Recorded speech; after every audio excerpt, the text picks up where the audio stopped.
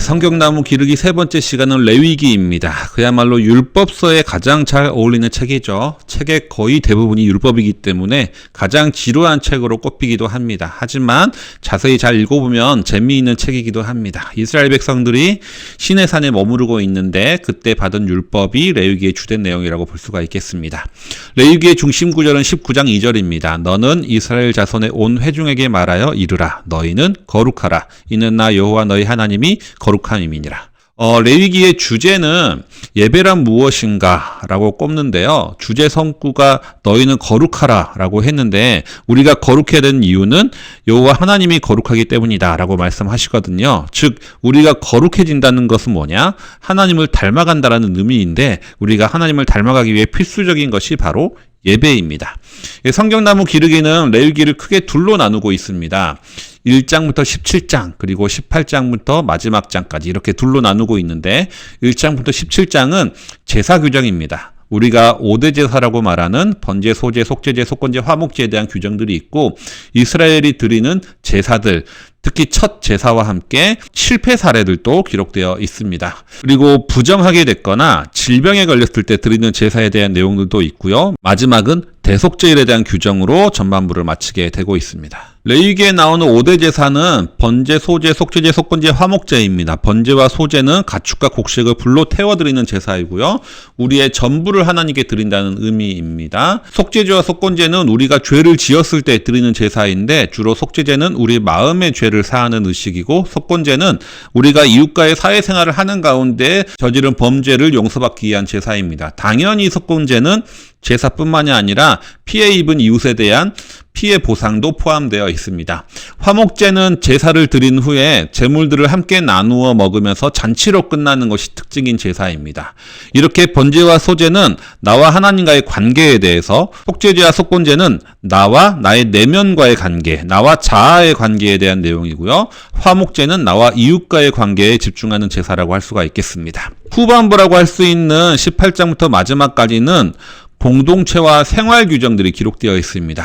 일반 백성들이 지켜야 할 생활 규정과 제사장이 지켜야 할 규정들로 기록되어 있는데 주로 우리가 이웃과 더불어 살기 위한 규정들 그리고 우상 숭배와 성윤리가 주된 내용이라 할 수 있겠습니다. 이 외에 공동체를 유지하기 위한 규정들도 있는데요. 공동체의 정체성을 확인하기 위해 이스라엘 백성들의 정체성을 확인하기 위해 국민들을 하나로 모을 수 있는 국가적 축제의 역할을 하는 절기가 있고요. 공동체 유지하기를 위해 필요한 세금의 역할을 하는 11조 규정도 있습니다. 그리고 공동체의 빈부격차 심화와 계급 분열을 막기 위해서 또 자연환경을 지키기 위한 안식년과 희년 규례들도 있습니다. 우리는 레위기의 주제를 예배란 무엇인가 라고 말씀을 드렸는데 레위기의 전체적인 내용을 보면 앞부분은 제사 규정인데 뒷부분은 우리의 생활과 윤리 규정으로 구분할 수 있습니다. 그것은 무슨 의미입니까?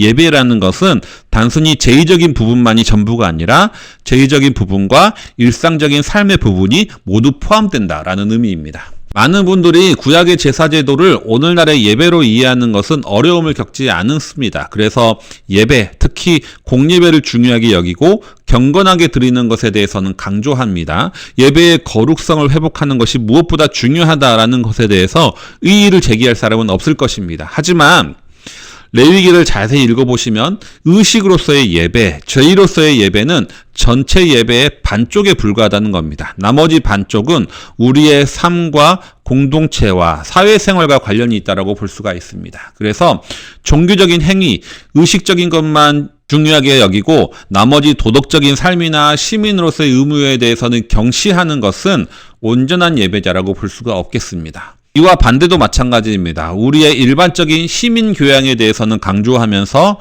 교회에 나와서 드리는 공예배, 의식적인 행위에 대해서는 무관심한 분들도 역시 있습니다. 이 역시 온전한 예배자라고 볼 수가 없는 거죠. 예배는 이 두 가지가 모두 함께 균형이 있어야 됩니다. 최근에 발표된 조사에 의하면 개신교에 대한 호감도와 신뢰도가 급격히 낮아지고 있다고 합니다. 최근 3대 종교 중에 가장 낮은 것은 물론이고 원불교보다도 더 낮다고 발표가 되었는데요. 이렇게 된 이유가 무엇일까요?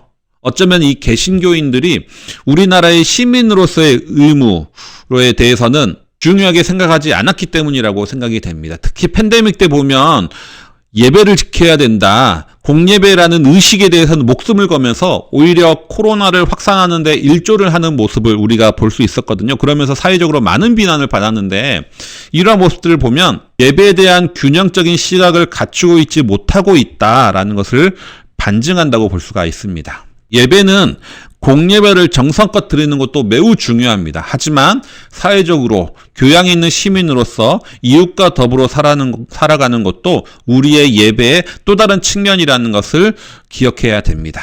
레위기를 통해서 이러한 균형 있는 예배에 대한 시각을 갖추는 우리 모두가 되시기를 바랍니다.